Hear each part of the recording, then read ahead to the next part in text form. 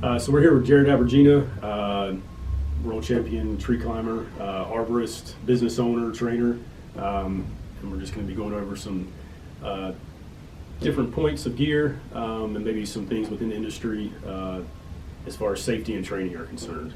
So we continue to see people getting hurt and killed within the industry, and we were on a job site yesterday, and another tree crew were out, and we saw that they'd had zero PPE. We saw that they weren't following what the ANSI standards state.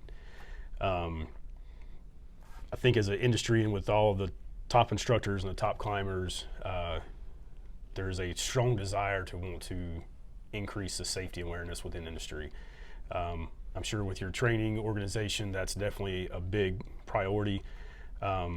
What do you say to people that are even unwilling to want to invest in something as simple as a helmet? How do we change that momentum within industry to try to minimize the amount of injuries and deaths that we have? Yeah, I think that is a really big question, I personally don't have an answer to that. All I know is, the best thing and the only thing we could do is lead by example. Sure. And we try to do, best we can in promoting safety and just being there in the industry and with events like this, and just speaking out to social media and to the world and try to promote it and let them see you on the road and be that company, Sure. that company that's paving the way of your town, your city, your state, and that's all we can do. Like I said, we can't beat it into people. Right. They got to self-want before we can help.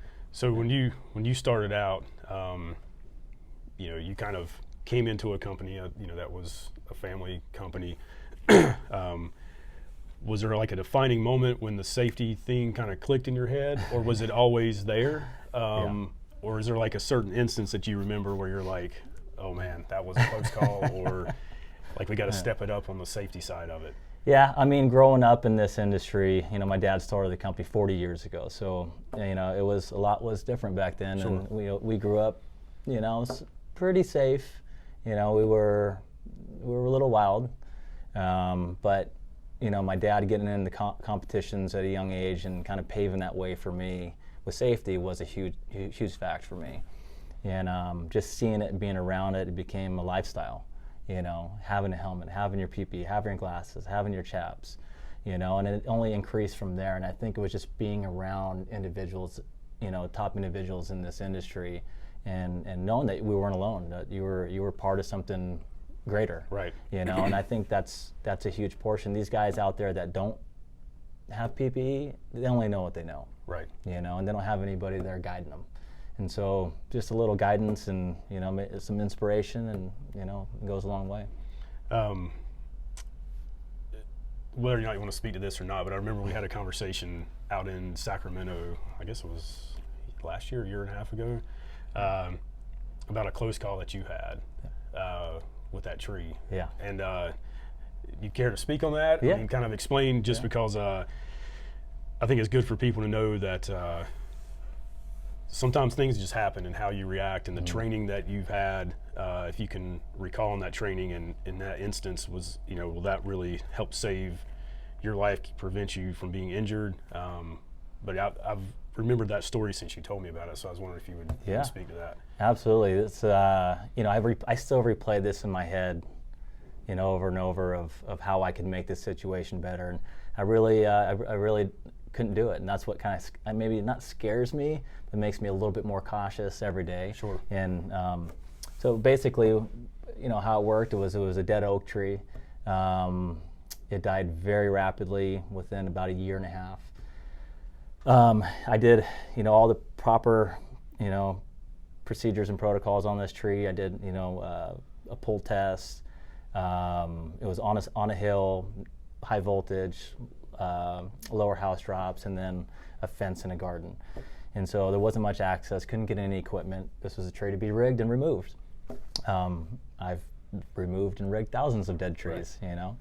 So basically, went through this tree very strategically to, pull apart and dismantle this tree with not excessively loading one side more than the other. Right. And so I had one large spar that went out over the garden, and that was the lowest limb, and that was going to be my last limb. I figured I'd get all the weight and everything out of this tree, and then I would have my long limb walk and finish. Well, what happened was I went to the very top of the tree to take out this little top, just as added weight, and maybe it was only 50 pounds, but it was something.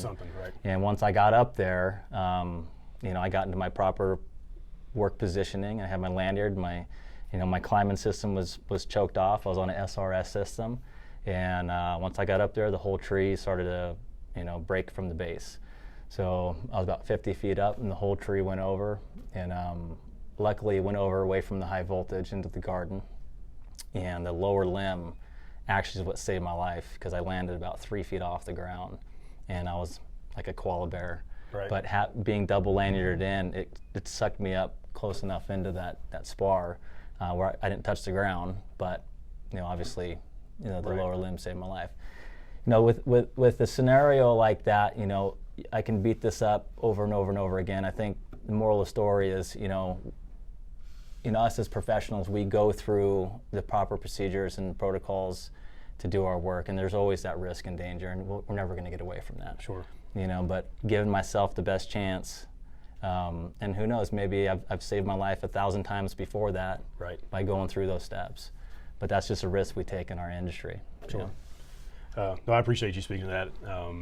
And like I said, since we talked about that last year, I have thought about like that whole story and like how that could possibly change your perspective on things, moving forward. But it's interesting to see too,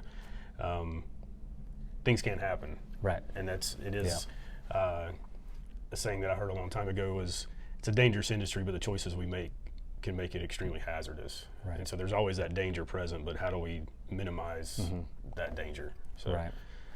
Yeah, it definitely got me more aware of rigging and what rigging does to the tree. Negative rigging possibly would have helped. Vertical speed line possibly could have helped. Just less loads and impact in rigging. I think that's the takeaway that I had.